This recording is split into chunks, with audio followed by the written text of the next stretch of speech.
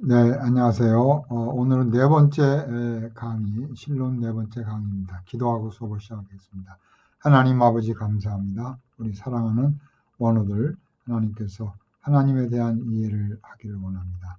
하나님께서 저들에게 깨달음을 주시고 하나님의 말씀을 잘 익히고 또 연마해서 하나님 나라를 위해서 아름답게 귀하게 쓰임을 받는 귀한 종들 되게 하여 주시옵소서. 부족한 사람 강의도 붙들어 주소서. 성령으로 역사하여 주소서. 말씀만을 하나님의 기쁘신 뜻만을 증거할 수 있는 귀하고도 복된 시간 되게 하여 주시옵소서. 살아계신 예수님의 이름으로 감사하며 기도드렸습니다. 아멘. 안녕하세요. 지난 시간에는 좀 딱딱한 내용으로서 신학의 방법론에 대해서 살펴봤습니다. 그래서 여러 신학자들의 그런 이야기들도 많이 했고 살펴보았는데 가장 중요한 것은 신학 방법에 있어서 가장 중요한 것은 하나의 신학의 원리가 있어야 되는데 그 원리라는 것은 바로 성경이다. 성경 자체가 신학의 원리가 되어야 된다. 그리고 두 번째로는 우리가 신학을 할 때 성경적 원리를 가지고 해야 되는데 성경을 성경으로 해석하는 성경에서 우리가 신학의 깊이와 뿌리와 방법을 배워야 된다. 특별히 예수님의 방법도 바로 성경에서 나왔기 때문에 바로 예수님의 그런 모델을 통해서 우리가 신학을 깊이 있게 또 바르게 공부할 수 있다. 이런 식으로 지난번에 강의를 했습니다. 그래서 신학에 대한 방법론을 말씀을 드렸고 오늘 이제 우리 기독교 신학의 어떤 전체적인 그 역사 그래서 뭐 자세하게 강의를 하면 시간이 많이 걸리겠지만 그래도 중요한 시대의 중요한 인물들을 중심으로 또 중요한 변화 그 변화 속에서 어떻게 오늘날 우리의 정통 신학이 바른 신학이 유지해 왔는가 그걸 살펴보기 위해서 이제 신학의 역사를 한번 살펴보겠습니다. 그리고 두 번째 시간에는 우리가 신학을 잘 이해하고 바르게 알기 위해서는 또 여러 도구가 필요한데 특별히 우리가 철학이라는 그런 또 주제를 좀 잘 알아두면 우리가 신학 공부에 유익한 그런 또 하나의 툴로 사용할 수가 있습니다. 그동안의 기독교 2000년 역사가 서구에서 나왔기 때문에 서구의 그런 철학들, 특별히 플라톤이라든지 또 아리스토텔레스, 또 거기에 기초한 스콜라 신학, 또 거기에 기초한 이런 또 그런 본문에 대한 그렇게 본문을 보는 그 다루는 방법 이런 것들이 다 그런 어떤 원문 연구 이런 것들이 이제 그 철학적인 또 좀 간접적으로는 수사학적인 그런 면에서 나왔기 때문에 우리가 서구 철학에 있어서 중요한 소크라테스, 플라톤, 아리스토텔레스를 공부하고 그리고 그 방법들이 이제 알렉산드리아에 있는 그런 필로라든지 또 알렉산드리아에 살았던 기독교 철학자 오리겐이라든지 또 그런 오리겐의 영향으로 어거스틴이라든지 또 중세 그런 신학자들 그리고 종교교역자들의 그런 방법 또 이성주의 시대, 현대 또 포스트 모던 시대 그런 신학의 그런 패러다임을 한번 또 이렇게 살펴보겠습니다. 자, 그럼 먼저 신학의 역사에 있어서 고린도전서 10장을 한번 읽어보겠습니다. 그들에게 일어난 이런 일은 본보기가 되고 또한 말세를 만난 우리를 깨우치기 위하여 기록되었느니라. 그런즉 선줄로 생각하는 자는 넘어질까 조심하라. 참 우리가 참 이 마지막 시대 속에서 하나님의 말씀을 잘 우리가 또 이해하고 또 성경에 기록된 목적을 바르게 해석하고 가르칠 수 있는 그런 준비 또 그래서 또 잘못된 이단의 길로 가지 아니하고 바른 길로 갈 수 있도록 늘 조심하고 또 말씀을 말씀으로 인도를 받는 그런 깨어있는 그런 또 신학도 또 그런 신학의 사명을 해야 되리라 생각합니다. 자, 그러면 이제 신학의 역사가 어떻게 시작이 되었느냐? 사실 우리 기독교에 있어서 신학이라는 용어는 사용하지 않았습니다. 그래서 신학이라는 용어가 우리 기독교 또 성경에 있는 용어가 아니죠. 고대 헬라에서 쓰던 그런 용어라고 제가 말씀을 드렸죠. 플라톤이 썼던 용어고 또 아리스토텔레스가 형이상학적인 방법으로 썼던 그런 말이고, 이제 중세시대 때 와가지고 아벨라드라든지 이제 이런 사람들에 의해서 이제 신학이라는 그런 말을 본격적으로 쓰고 거기에 기독교적인 가르침, 교리들, 또 성경에서 나온 그런 중요한 그런 주제들을 이제 신학의 컨텐츠로 이렇게 우리가 만들게 되었습니다. 그래서 원래 우리가 이렇게 공식적인 조지 신학이니 이런 신학은 오리겐에 의해서 시작이 됐습니다. 그래서 오리겐이 맨 처음에 오늘날 우리가 가지고 있는 그런 신학의 틀, 신학은 하나님이 누구냐, 예수님이 누구냐, 인간이 누구냐, 죄가 뭔가, 이런 그 주제로서 그런 책을 처음으로 만든 사람이 오리겐인데, 오리겐이 디 프린키피스 해가지고 첫 번째 원리라는 그런 제목의 책을 썼어요. 그 책이 바로 조지 신학의 시초가 되는 책입니다.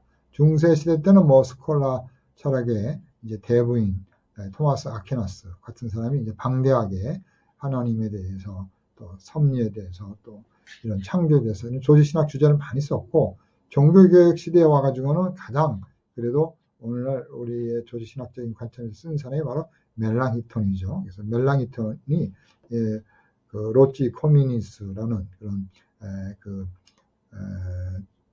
어떤 신학 통론이라는 책을 통해서 하나님, 이신, 징의, 죄, 예수님, 교회 이런 식으로 로마서를 이제 중심으로 해서 그런 조지 신학책을 만들었고, 그것을 좀 더 완성시킨 사람이 이제 칼빈이죠. 칼빈에 와가지고는 좀 더 이제 그런 풍부한, 그래서 하나님부터 시작해서 하나님, 또 성경, 또 교회, 종말론, 우리가 이런 많은 주제들에 대해서 풍성하게 기독교 강요를 1536년에 쓰고, 또 계속해서 연구하고 증거해가지고 1559년에는 이제 4권으로 기독교 강요를 이제 최종판을 만들었죠. 그래서 그 기독교 강요 최종판이 우리 기독교 또 우리 신학자들에게 큰 영향을 준 책이 바로 칼빈의 기독교 강요입니다. 자, 그러면 이제 우리가 신학의 역사 초기에는 신학이란 말 자체도 잘 안 썼고, 우리 사도들이 있는데, 예수님의 사도들이 이제 복음을 전했겠죠. 예수 그리스도는 주님이시고 부활하시고 하나님의 아들이다. 이렇게 이제 그들이 이제 그 서신서에 있는 내용을 가지고, 또 서신서에는 없지만 이제 전 세계에 퍼져서 이제 각 나라의 이제 사도들이 가면서 복음을 전했어요. 그 복음을 전한 그것을 들은 자들이, 또 함께했던 자들이, 우리는 그 사람들을 교부라 그럽니다. 근데 그 교부 중에서도 아주 가까운 바로 직계 교부들, 그런 교부를 우리가 속사도라고 불러요. 그래서 이제 이 속사도는 사도와 연결되어 있다. 사도와 연결된 그런 인물들이죠. 그래서 우리가 아포스톨릭 파더라고 부릅니다. 사도적 아버지들. 그러니까 사도는 아니고 사도적 아버지. 그러니까 사도 밑에 있는 사람들인 거죠. 그러니까 예수님, 그 다음에 12사도, 그 다음에 속사도, 그 다음에 이제 후기 교부들, 터툴리안, 어거스틴, 이런 사람들, 이제 한 300, 400, 500 이렇게 가는 사람들을 우리가 이제 그 교부들이라고 부르죠. 그래서 제자들과 가까운 사도들을 우리가 속사도라고 부릅니다. 그래서 이제 이 속사도들에 의해서 이제 우리 기독교를 변증하고, 또 기독교를 잘 알리고 오해받은 거라든지 또 설명을 잘 해줘야 되잖아요. 그러니까 이제 그런 논리가 필요하고, 또 그 사람들이 들을 수 있는 그런 문장, 또 수사학, 또 그런 그 사람들이 아는 그런 로고스라든지 예를 들어서 그런 어떤 단어들을 가지고 이제 우리 기독교에 대해서, 예수 그리스도에 대해서 설명하고, 또 그들이 이렇게 따지고 묻고 하는 것에 대해서 우리가 변호하는, 디펜스하는, 그래서 그걸 변증이라고 그러죠. 그래서 그것을 우리가 진리를 바르게 이렇게 변호해서 가르쳐주는 그런 변증적인 그런 이제 인물들이 많이 나오는데 그걸 우리가 속사도라고 부릅니다. 그래서 이제 속사도들은 이런 사람들이죠. 아주 초기에 있었던 참 그 이그나티우스라든지 안디옥의 이그나티우스, 지금 안디옥에 지진이 났죠. 그 다음에 이제 로마의 클레멘트, 또 허마스, 서머나의 감독 폴리갑, 바울의 직계 제자죠. 폴리갑은 바울의 직계 제자인데 이제 죽으면서 목이 잘리면서도 이제 복음을 전하면서 죽었죠. 그다음에 바나바, 알렉산드리아의 바나바, 그리고 이제 히아라폴리스, 이 터키에 있는 히아라폴리스의 파피아스, 이런 사람들. 그리고 이제 디오고네스투스에게 그 편지를 보낸 저자, 또 디다케의 저자, 이름은 모르죠. 이런 사람들을 우리가 이제 속사도라고 부릅니다. 이 속사도를 또 준사도 혹은 아포스톨릭 파더에서 사도적 아버지 혹은 사도적 교부라고 이렇게 이제 부르죠. 그 속사도들은 바로 여기 있죠. 그래서 이렇게 예수 그리스도가 구주시다. 또 구약과 사도들의 가르침에 근거해서 기독교에 참된 그런 진리를 변호한 그런 목적을 갖고 살았던 인물들이 속사도입니다. 그래서 이런 모든 작품들은 예수 그리스도가 하나님의 아들이시다. 예수 그리스도가 우리의 죄를 위하여 십자가에 돌아가셨다. 그런 내용들을 이제 담고 있습니다. 그래서 이제 유명한 이 로마의 그 클레멘트에게 이제 알려지는 그런 편지들, 또 클레멘트의 첫 번째 편지, 또 두 번째 편지, 또 이런 그 일곱 서신, 이그나티우스의 일곱 서신, 이렇게 이런 작품들, 허마스의 목자, 이런 바나바, 그다음에 디오게네수스에게 보낸 편지, 이런 것들이 이제 주로 참 변증적인 거면서도 속사도들의 작품입니다. 자, 그러면 이제 또 변증가라는 이런 말도 써요. 그러면 이제 변증이라는 것은 이제 말로 이렇게 디펜스하는 거잖아요. 그래서 말로서 이제 그 디펜스를 말로 하는 분들인데 이게 목적이 뭐예요? 기독교 교리를 방어하는, 그죠? 그래서 그런 의미들을 어떤 참된 의미들을 바르게 설명해 주는 분들이죠. 그래서 120에서 220경의 인물들로 주로 이제 이런 사람들이죠. 이 꽈드라투스, 그다음에 이제 아리스티데스, 그다음에 이제 순교자 저스틴 마더, 그다음에 이제 타티안, 테오빌레우스, 그다음에 그 펠릭스, 미니큐스 펠릭스, 그다음에 유명한 이레니우스, 그다음에 이제 터툴리안. 이레니우스는 영지주의자들하고 많이 싸웠죠. 이레니우스. 또 터툴리안, 삼위일체 교리를 완성한 사람들. 이런 요 시대에 이런 인물들을 우리가 이제 변증가, 교부들, 어떻게 보면 이제 후기 교부들이라고 볼 수 있죠. 이제 속사도는 아니고 초기 교부들로 볼 수 있겠습니다. 후기 교부들은 이제 어거스틴이라든지 이제 300년, 400년대에 나오는 이런 사람들을 볼 수 있겠고. 자, 이렇게 이제 이런 사람들에 의해서 이제 우리 교리가 형성이 이제 되는 거죠. 그리고 거기에는 이제 철학적인 그런 방법을 쓰는 거죠. 로고스 방법을 쓴다든지 수사학을 쓴다든지 플라톤의 이데아적인 방법을 써가지고 또 하나님의 무한성을 증명한다든지 또 아리스토텔레스의 사원인론을 가지고 또 이렇게 우리 기독교의 그런 어떤 교리들을 이제 설명한다든지. 그래서 이제 그런 플라톤과 아리스토텔레스의 철학을 쓰게 됐습니다. 거기에 대해서 반발도 많이 했죠. 예를 들어서 이제 터툴리안 같은 경우는 그런 이제 그 헬라 철학을 쓰는 거에 대해서 이제 그렇게 마음에 들어하지 않았습니다. 그래서 스토아 철학, 또 어거스틴의 심플란톤 철학을 이용해서 이제 발전을 시켰습니다. 그래서 이제 터툴리안은 이제 그 많이 반대를 했지만, 그러나 스토아 철학에서 이런 섭리라든지 이런 걸 쓰게 되는 거죠. 또 어거스틴은 이제 그런 신의 도성이라든지 이런 데서 심플란톤 철학 같은 것을 써서 이제 하나님의 영원한 도성, 땅의 도성은 없어지지만 하나님의 영원한 도성은 영원히 완전한 것이기 때문에 그 완전히 이원론이고 플라톤적이잖아요. 그래서 특별히 또 신플라톤적으로 또 설명을 하는 것은 플라톤의 이원론 구도는 갖고 있지만 또 이데아와 또 이 현실 세계의 그런 유기적인 관계, 서로 이렇게 오고 가고 하면서 서로 연결성을 보여주는, 이거는 이제 신플라톤주의거든요. 그래서 이제 이런 하나로부터 일자로부터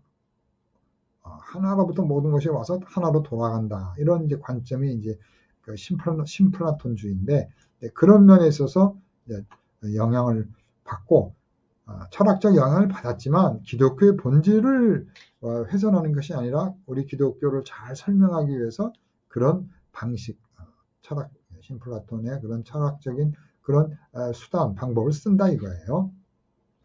그래서 이제 헬라 철학을 우리가 이제 사용하게 된 겁니다. 특별히 이제 중요한 것은 이제 우리 기독교가 예수 그리스도의 기독론에 대한 논쟁이 많이 이제 벌어지게 되죠. 그래서 기독론 논쟁 가운데 예수 그리스도는 바로 하나님의 아들이다. 근데 그 아들에 대한 개념을 두 번째, 하나님은 1등이고 아들은 2등이다. 이런 식으로 종속적으로 서열식으로 이제 오리겐의 그 좌파들이 이제 그렇게 생각을 합니다. 특별히 오리겐의 그 좌파적인 사람으로서 아리우스 같은 사람들은 예수님은 제2의 하나님이다. 예수님은 아버지보다 더 못하다. 창조된 때가 있었다. 영원전에 계셨다는 의미를, 아버지는 영원전이고 예수님은 창세 전에 그때 두 번째로 존재하셨다. 이런 식으로 예수 그리스도의 그런 권위와 또 예수 그리스도의 존재 시간성을 성부 바로 밑에 종속시키는 그런 것이 이제 아리우스인데, 그 아리우스가 바로 오리겐의 그런 잘못된 그런 그 성자 예수님의 그런 종속적 개념에 이제 잘못된 그런 제자입니다. 그래서 이제 그런 예수님의 그런 잘못된 종속, 그거를 잘 정립하기 위해서 니케아는 이제 터키죠. 터키의 이제 북쪽, 그 이스탄불 가까운 건너편, 바다 건너편에 있는 그 니케아 회의를 거쳐서 니케아 신조가 나오죠. 니케아 신조의 그런 어떤 핵심은 바로 하나님으로부터 온 하나님, 그래서 빛으로부터 온 빛, 참된 하나님이신 예수 그리스도의 그런 호모우시오스, 아들은 아버지와 호모우시오스, 본질이 같다.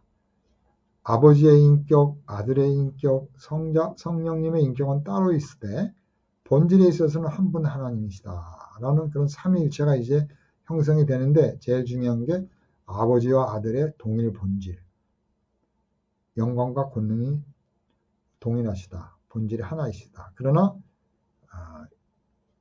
인격으로서는 구별된 인격으로 아버지의 인격, 아들의 인격이 있다.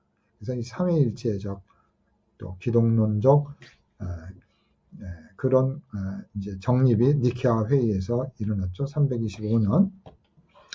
그다음에 이제 그 칼세돈 회의가 일어나죠. 칼세돈 회의가 이제 그 한 100년 후에 이제 그 기독론의 이제 그 속성을 정리하는 겁니다. 니케아 회의는 아버지와 아들의 동일 본질을 강조하고, 니케아 회의는 예수님이 하나님이시면서 인간이라는 거예요. 그 두 관계를 어떻게 볼 것인가?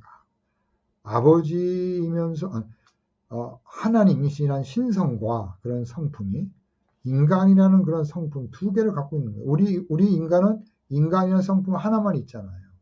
근데 예수님은 하나님이시면서 인간이니까 하나님의 성품, 인간의 성품, 이 두 관계가 완전히 하나가 되느냐, 완전히 분리되느냐, 서로 융합해가지고 다른 어떤 제3의 모습으로 만들어지느냐, 또 예수님의 예수님이라는 그 존재성에는 영과 몸이 있는데, 영은 바로 하나님이시고, 혼은 정신적인 거고, 육은 인간적이다. 이런 삼분설적인 그런 관점을 또 주장하는 나폴리네리우스 이런 사람들. 또 우리가 한 대로 그 네스토리우스 이런 사람들은 네스토리우스는 그걸 철저히 아버지와 아들을 철저히 이렇게 구분해 버리는. 아버지는 아버지가 아버지는 신성은 신성이고 인성은 인간이다. 이게 관계가 없다. 완전히 착 그냥 무관하다. 잘라버리는 사람. 그렇게 되면 이제 구속론이 약해지죠. 또 유티키오라는 사람이 있어요. 유티키우스. 그 유티키우스는 신성하고 인성이 뭔가 관계가 있어야 되니까 설명을 하자 보니까 그러면 이 두 개가 존재론적으로 융합이 돼서 뭔가 슈퍼맨 같이 제3의 인물로 이렇게 설명을 해버린 거예요. 이게 또 이상하잖아요. 그래서 이 칼세돈 회의에서는 신성과 인성의 그 관계성에 대해서 네 가지로 이제 설명을 해요. 그래서 그 핵심은 신성과 인성은 완전히 이렇게 독립적으로 떨어지지 않는다. 그렇다고 해서 확실하게 융합되지도 않는다. 완전히 분리되지도 않는다. 그런 관점에서 이제 칼세돈 회의가 예수님의 신성과 인성에 대해서 정리를 해줘요. 그럼에도 불구하고 아주 어렵죠. 예수님의 신성과 인성을 우리가 완전하게 이해한다는 것은 쉽지가 않아요. 그래서 루터 같은 경우도 예수님의 그 신성이 인성에 이렇게 올 수 있는 것, 하나님 때문에 예수님 인성을 취하는 이거는 우리가 다 이렇게 속성이 오는 거는 오케이 하는데 인성이 신성으로 간다? 이거는 또 조금 또 다른 이야기인데 루터 경우는 또 그런 예수님의 인성에 또 그런 강조를 하다 보니까 예수님의 인성의 신성으로 이렇게 영향을 주고 또 이렇게 그런 성품 두 개가 인성과 신성이 서로 이렇게 커뮤니케이션 할 수 있는 인성이 신성이 됐다, 신성이 인성이 됐다라는 그런 스타일로 속성의 그런 교류를 주장을 하는 거예요. 그래서 이제 그런 거에 대해서는 조금 이제 우리가 조금 받아들이기 좀 어렵고 또 칼빈이 그런 것들은 이제 조금 이제 루터의 그런 방식 속성의 교류에 있어서 칼빈이 그런 거는 또 받아들이지 않았습니다. 자, 중세 로마 시대에 오면은 이제 기독론이 이제 하나님은 우리가 다 믿으니까 문제가 될 거 없어요. 아버지는 또 성령님도 크게 이렇게 문제가 될 거 없어요. 그런데 예수님은 누구냐에 있어서 하나님 아버지보다도 못하다. 그걸 정리한 것이 니케아였고 동일 본질. 그럼 예수님은 누구신가? 그 내면을 보니까 하나님이면서 인간, 신성과 인성이 있는데 그럼 이게 두 개가 어떻게 서로 연관되어 있느냐에 있어서 그걸 정리한 것이 칼세돈 신조라고 말씀을 드렸어요. 그렇게 하면서 이단이 나오는 거죠. 아리우스는 니케 때 나오고 또 그래서 아타나우스가 승리한 거고 칼세돈 신조에 있어서는 바로 그런 참 나폴리우스라든지 네스토리우스라든지 유티키우스 이런 사람들이 이제 나온 것들을 다 정리를 해주는 겁니다. 그래서 이제 칼세돈 신조에 있어서 예수님은 한 본질 속에 두 개의 인성이 있다. 두 개의 이성이 있다. 그 두 개의 그 이성은 신성이고 인성인데 그 두 개는 섞이지 않고 혼합되지도 않고 완전히 분리되지 않는 서로 상호 이렇게 독립적으로 서로 상호 유기적으로 관계를 맺는 그런 예수님의 신성과 인성을 이제 설명을 한 거죠. 자, 중세 시대 때는 이제 토마스 아퀴나스가 아리스토텔레스 철학을 써가지고 상당히 그런 자유의지적인 그런 자연적인 그런 물질에 대한 강조를 통해서 은혜를 움직일 수 있는 그 아리스토텔레스의 그 철학은 뭐예요? 이렇게 보이지 않는 게 잠재되어 있는 것이 이제 어떤 부동의 원정자가 영향을 줘가지고 그게 움직이면서 운동을 해요. 어떤 목적을 갖게 돼요. 마지막 형상을 갖게 돼요. 그래서 이렇게 씨앗이 있는데 씨앗이 햇빛이 그 영향이 있고 그러면 씨앗이 쭉 씨앗이 자라잖아요. 그래서 목적이 이제 운동을 하는 거예요. 진료 씨앗이 운동을 해서 운동인 그다음에 뭐 아무렇게나 되는 게 어떤 목적을 가지고 쭉 나간다 이가 목표가 있다는 거. 목표인. 그다음에 그 목표를 이루었어요. 쫙 보니까 씨앗이 사과나무가 되고 열매가 맺혔어요. 무화과 나무죠. 마지막이 하나의 큰 모습, 폼이 나왔어요. 그런 식으로 뭔가 원인과 결과를 가지고 설명을 한 게 바로 토마스 아퀴나스의 신학인데 아리스토텔레스의 사원인론을 가지고 바로 로마 가톨릭 신학을 만들었습니다. 그래서 이제 미사도 그렇고 공로 사상도 그런 거예요. 그 말씀을 지난번에 드렸죠. 자, 그러면 이제 우리가 로마 가톨릭 신학을 중세 신학의 핵심, 바로 로마 가톨릭 신학인데 그 로마 가톨릭 신학을 잘 알아야 왜 종교개혁자들이 이거 안 된다 하고서 말씀으로 개혁을 했는지를 알게 되는 거예요. 그래서 로마 가톨릭 신학을 잘 이해해야 우리가 올바른 신학, 종교개혁 신학을 이해하는 겁니다. 자, 여러 가지가 있는데 그 중에 로마 가톨릭 신학에 있어서 가장 핵심적이고 중요한 것은 미사 신학입니다. 미사 신학. 아주 미사가 굉장히 중요해요. 그러니까 로마 가톨릭은 교회가 중요하죠. 교회밖에는 구원이 없다. 다 교회만에 와야 된다. 그 다음에 그 서클 안에 또 하나의 서클이 있는데 그거는 뭐야? 사제를 중요하죠. 사제 중요하지 않다. 그게 만인 제사장이에요. 제사장이 중요하다. 강조한 것이 로마 가톨릭이에요. 그러니까 제사장들이 제사를 지내면서 하나님과 인간의 중보 역할, 간접적 중보 역할을 하는 거예요. 예수님의 중보를 자기들이 사제들이 대행을 하는 거죠. 그래서 죄도 사면해주고 또 고해 성사를 통해서 또 이렇게 뭔가 죄가 이렇게 사함을 받도록 뭔가 행위적인 노력을 하게 해주는 거거든요. 그 다음에 제일 중요한 게 미사예요. 그러니까 미사가 제일 중요하고 그 다음에 사제들, 그 다음에 교회 이런 구조적인 그런 외형, 로컬 처치를 중요하게 여겼습니다. 자, 그래서 이 미사가 이렇게 중요한데 이 미사가 왜 중요하냐? 이 미사는 결국은 궁극적으로 하나의 구원을 완성하기 위한 강길이에요. 그래서 여기서 점수를 많이 따야 연옥에서 이제 점수를 좀 따고 그래서 연옥에서 또 많이 해야 천국으로 가는 거죠. 그러니까 로마 가톨릭은 미사도 해야 되고 선행도 해야 되고 그 다음에 그렇게 열심히 살다가 죽으면 천국에 못 가고 연옥에 가서 고생하다가 연옥에서 죄를 회개하고 그 다음에 뭐 사람마다 달라요. 10년, 20년, 100년 이렇게 있다가 천국에 간다 이거예요. 그래서 이게 너무 힘드니까 이거 혜택을 주는 게 뭐예요? 면죄부 혹은 뭐 벌을 내주는 면벌부. 연옥 속에서 벌을 없애주는 거예요. 왜냐면 너무 오랫동안 연옥에 있으면 안 되니까 우리 조상이 빨리 천국 가라고 땅에 있는 사람들이 돈을 쓰고 뭔가 노력을 한다 이거예요. 그러니까 뭐예요? 그런 자연이 은총을 뚫고 들어가서 은총에 영향을 주는 거예요. 아리스토텔레스처럼. 물질이 목적을 가지고 조상의 영혼을 천국에 보내기 위한 목적을 가지고 영향을 준다 이거예요. 결국 천국으로 갔어요. 그런 식으로 그런 아리스토텔레스적인 개념을 가지고 이런 공로 사상이죠. 이게 다 이런 게 이제 공로 사상이거든요. 한마디로는. 자, 그러면 이제 그 미사가 중요하고 우리는 이제 그 미사를 가서 앉아 있어야 옛날에는 떡과 포도주를 안 줬는데 지금은 이제 그 떡을 좀 주죠. 포도주는 지금도 안 줍니다. 남은 건 사제들이 다 마셔야 돼요. 자, 그 다음에 이 사람들은 성경보다는 교회의 권위를 더 두는 거예요. 그러니까 성경이 있으면 성경 위에 교회를 두는 거예요. 그게 아니죠.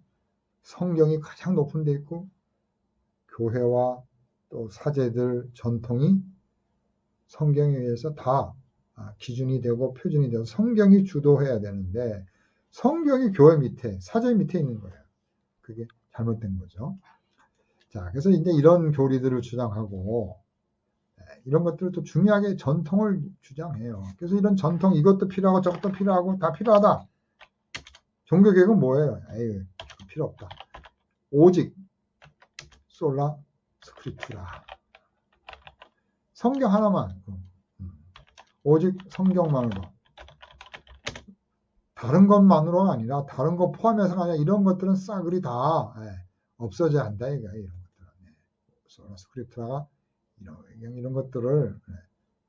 자, 그 다음에 이제 그 성만찬이 이제 중요해요. 그래서 아리스토텔레스의 그 철학인 그 사원인론, 진료 개념을 써가지고, 진료와 형성 개념을 써가지고 토마스 아퀴나스가 성만찬을 완성했어요. 근데 그 성만찬에 있어서 화채설이죠. 예수님이 이제 떡이 예수님의 몸으로 직접 변화한다. 반응을 일으켜서. 그래서 그게 예수님의 몸이니까 그걸 먹고 마시면서 죄가 사함을 받는다 이거예요. 우리는 그걸 먹을 때 죄 사함을 주장해요. 이 사람들은.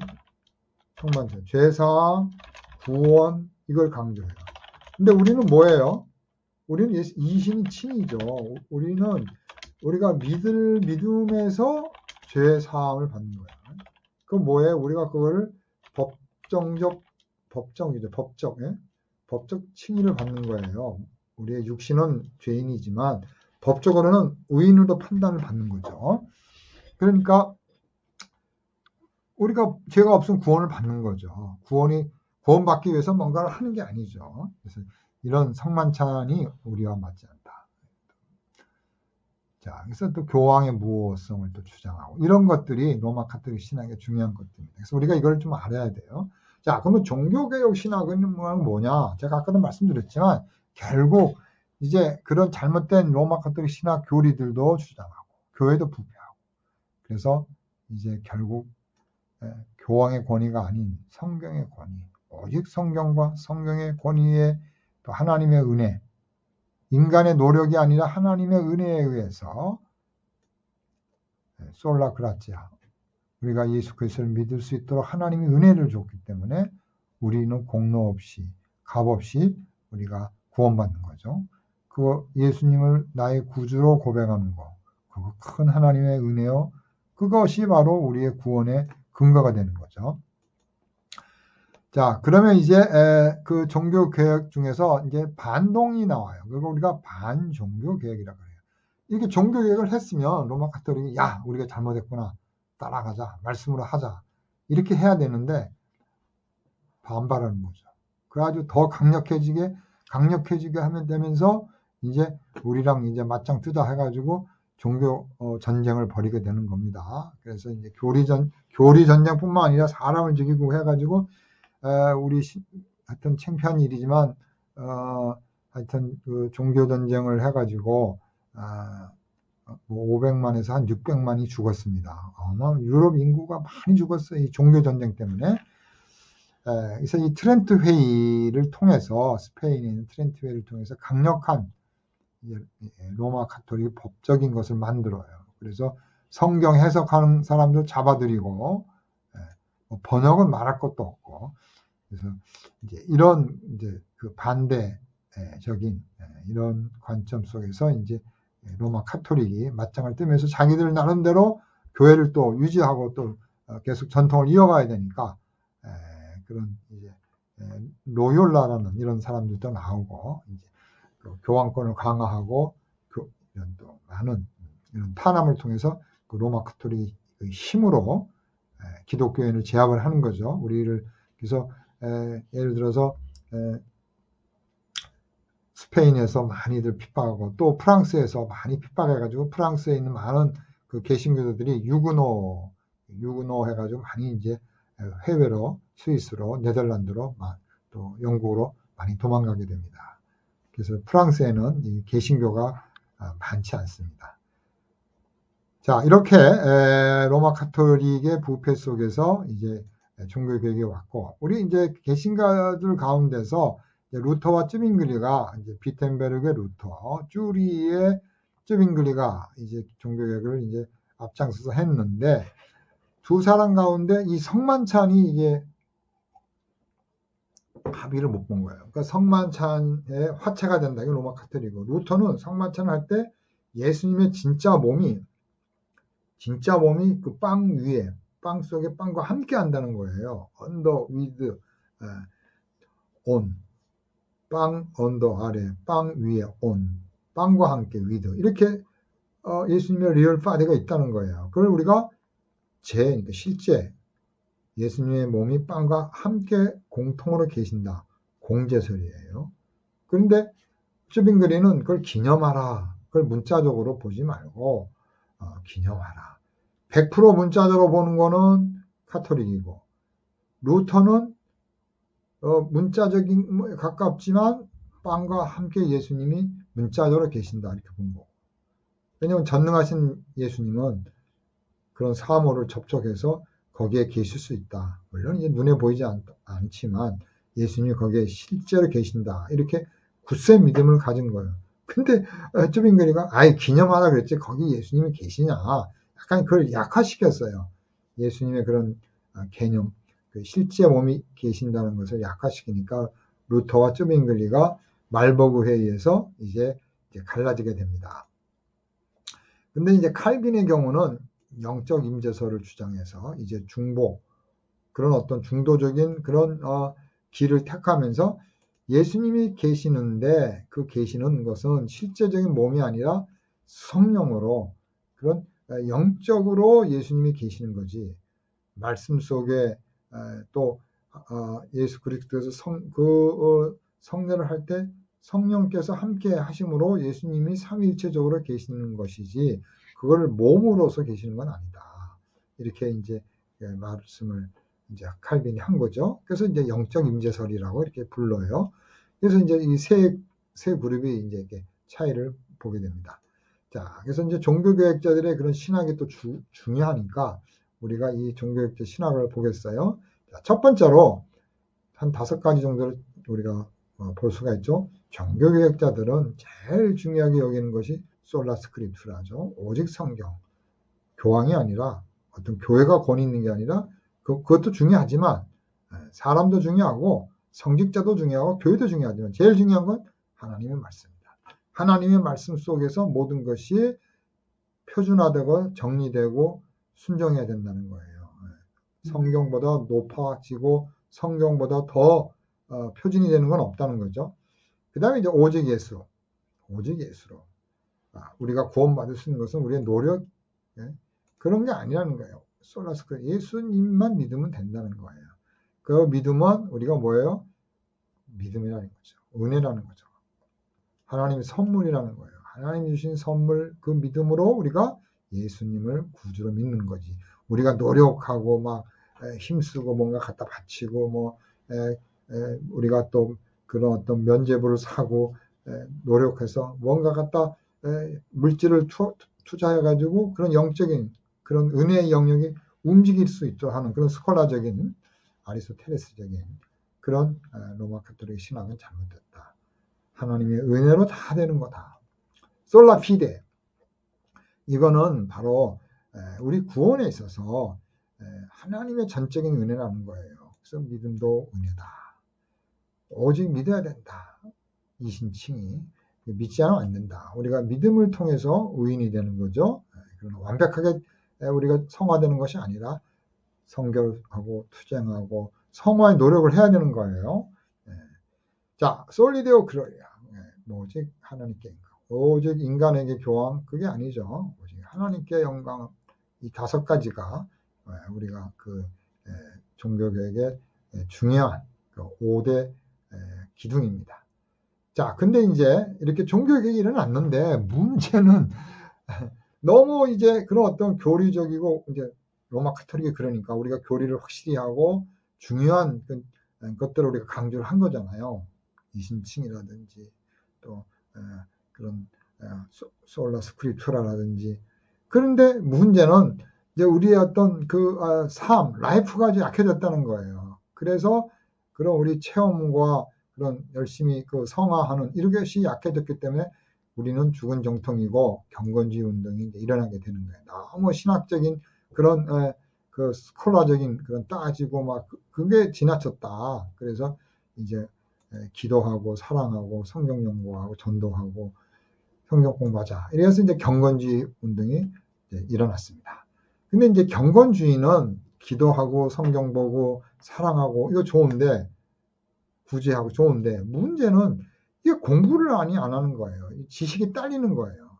그래서 계몽주의가 나타납니다. 그래서 그런 지적인 작용, 우리 인간의 이성적인 작용. 그래서 이제 칸트라든지 이런 사람들이 나와가지고 이제 새로운 이제 시대가 등장이 됩니다. 그래서 여기는 이제 두 번째 시간부터 하겠습니다. 그래서 1교시는 여기까지 하고 2교시는 이제 여기서 마치고 2교시 따로 이렇게 또 하겠습니다.